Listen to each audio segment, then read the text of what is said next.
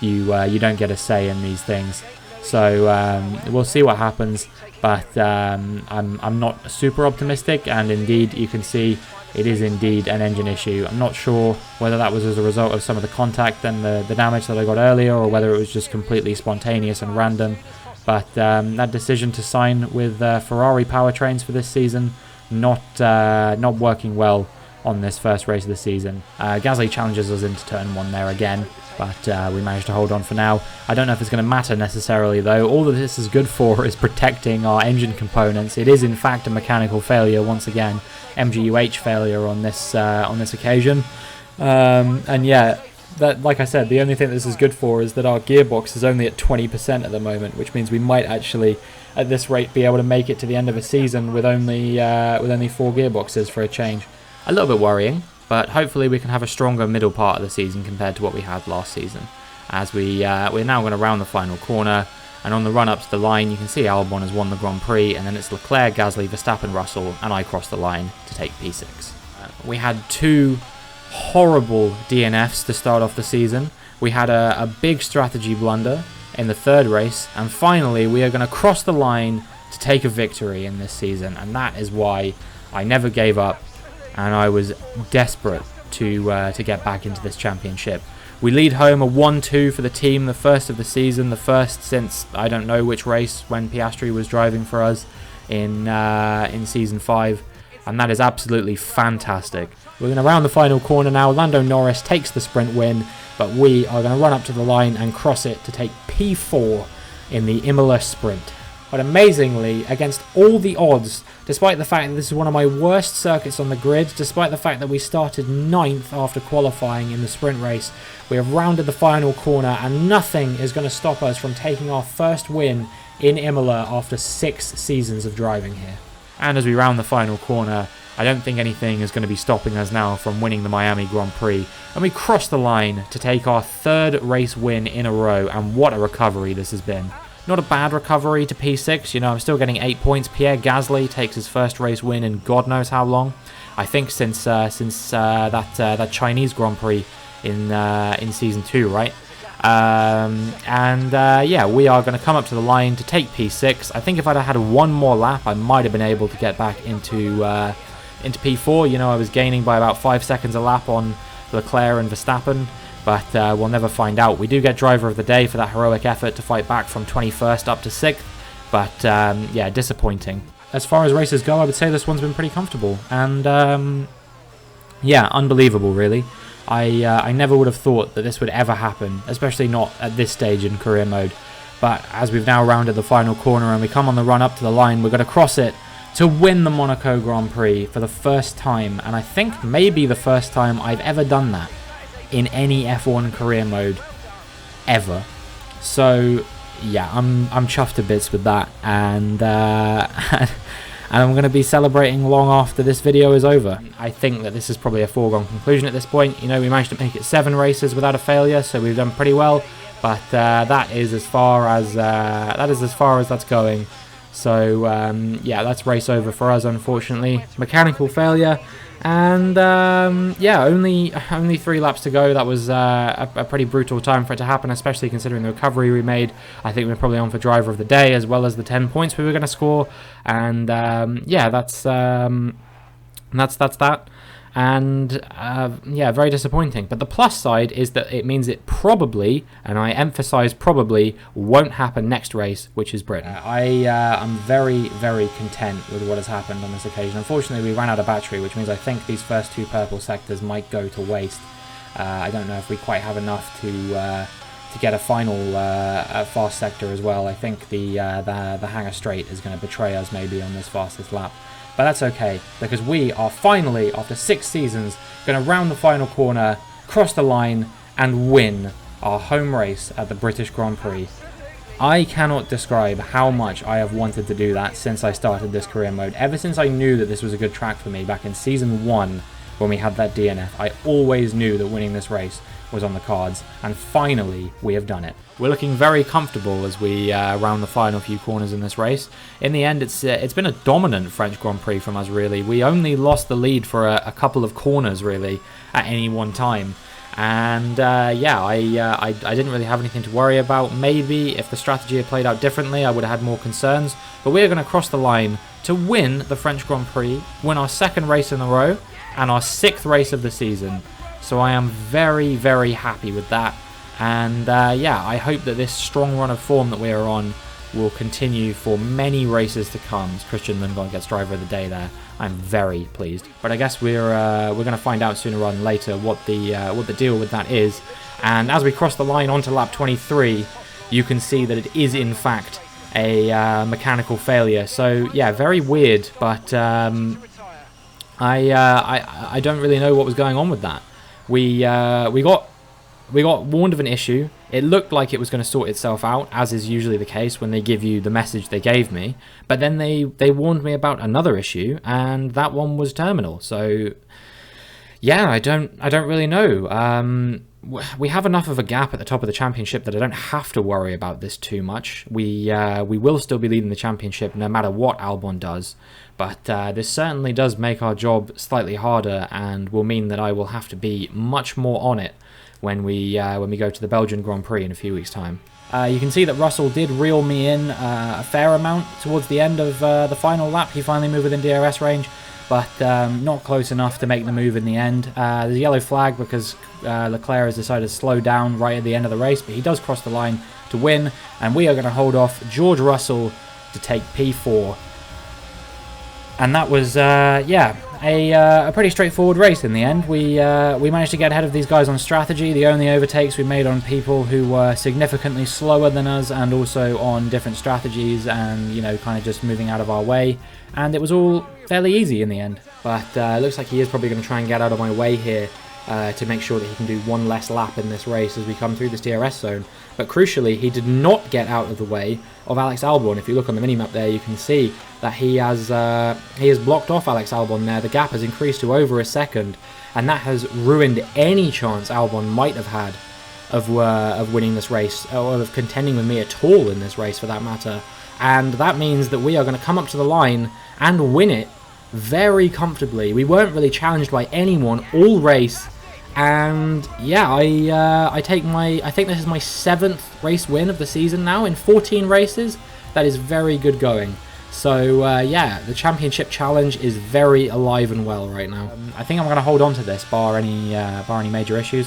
We have enough battery that we can burn on the run down to the Parabolica, and I think that we've got this pretty comfortably held on to.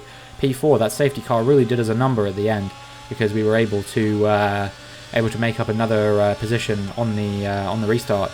And yeah, as we come up to the line now, we're going to take P4 in this Italian Grand Prix, and I was not expecting that we would be able to get another position at the end of that race. So I'm very, very happy with that. And yeah, we'll see if we can keep this championship going. We get driver of the day for our troubles, made up 2 positions in the end, and yeah, strong race all round. Yeah, I really cannot wrap my head around that strategy for love nor money. I really don't see why he didn't just do a medium hard like everyone else.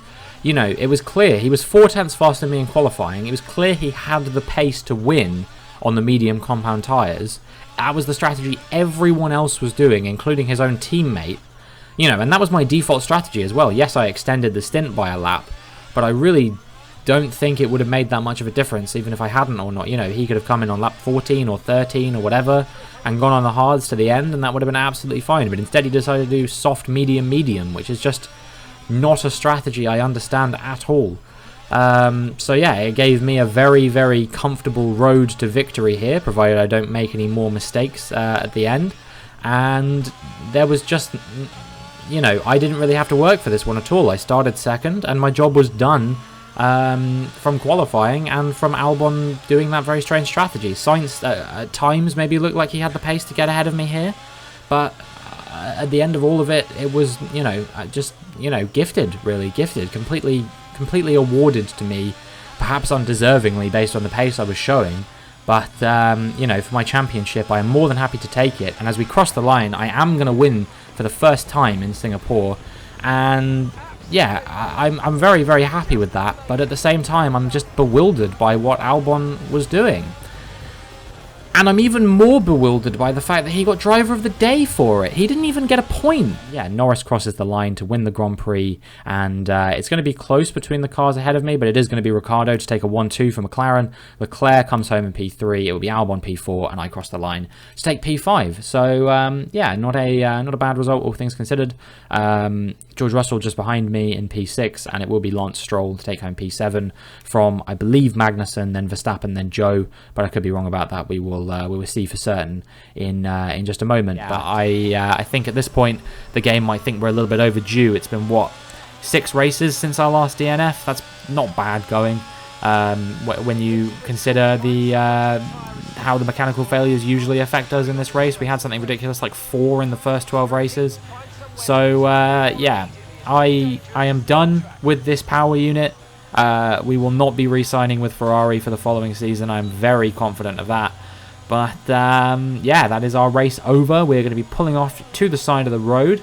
And, yeah, that's our chances of getting that P3 back off Verstappen dead in the water. I guess it just remains to be seen who finishes where in the end. But, yeah, for our race, it's done. It's over. We're out, and yeah, we're gonna have to regroup. Hope that we didn't lose too many points to Norris and Albon in the championship, and yeah, I guess just try and get a series of good results in the final 4 races of the season. You know I can race around there. I've won around all 4 of these last circuits in the past, so yeah, I'm going to just have to hope for some stronger results and less DNFs. If we have another back-to-back DNF this year to mark our 6th DNF of the season, I am going to be furious. This is race number 19.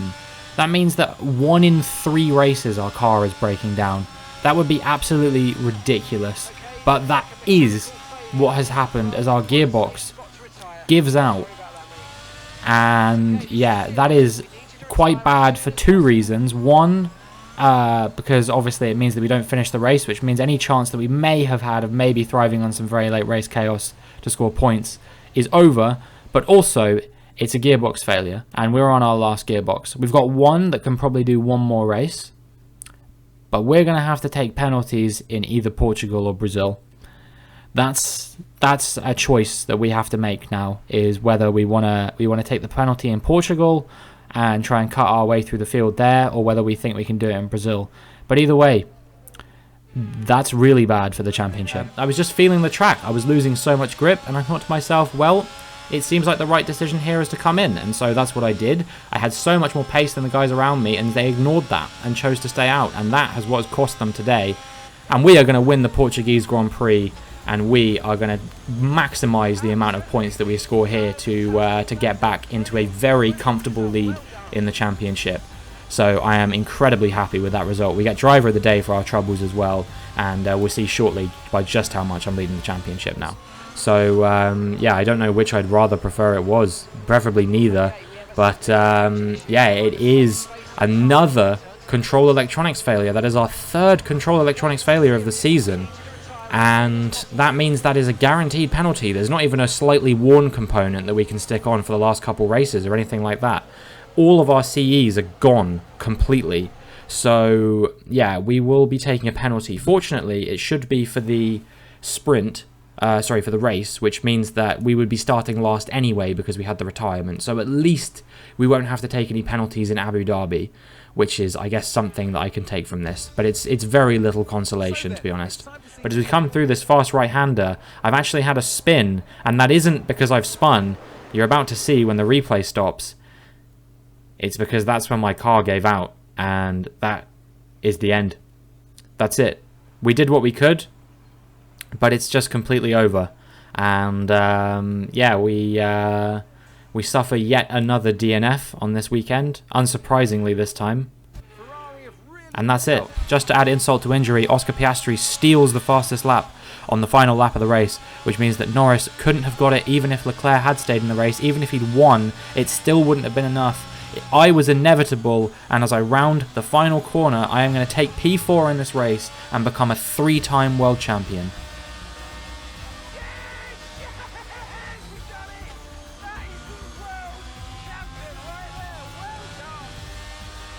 3 times in a row. Ever since I have won, I cannot stop winning.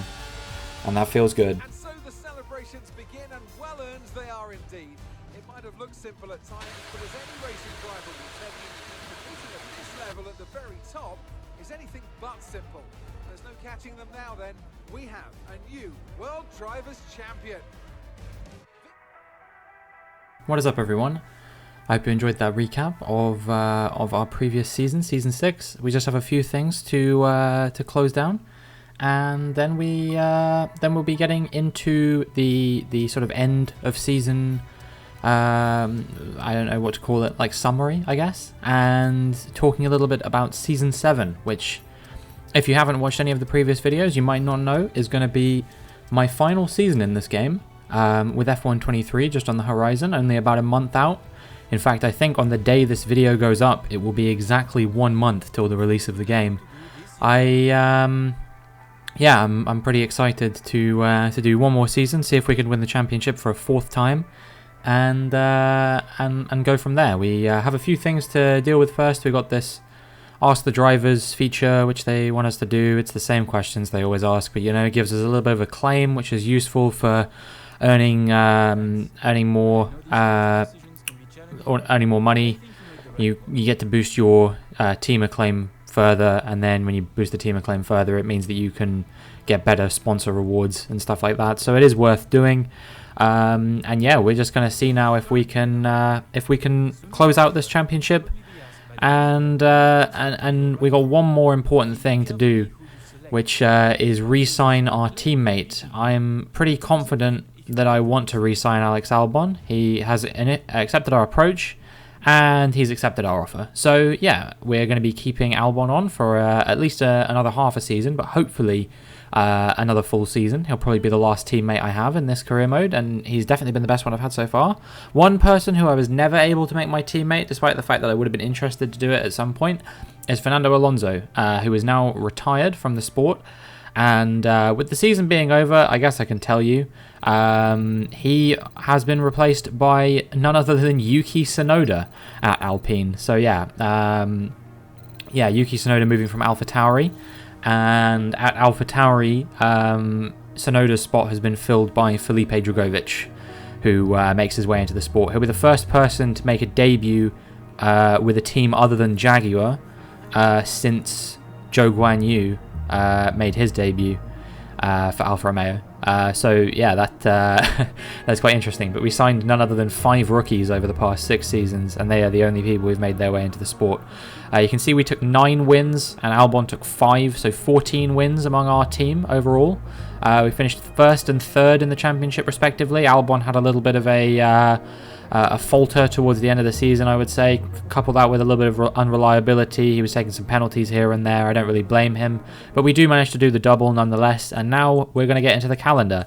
And we are adding back Azerbaijan and Austria. And we are taking off Jeddah and Miami. And if you're wondering why I'm taking off Jeddah and Miami, it's because I want to see if I can still win a Formula 1 season, even with some of my best tracks missing.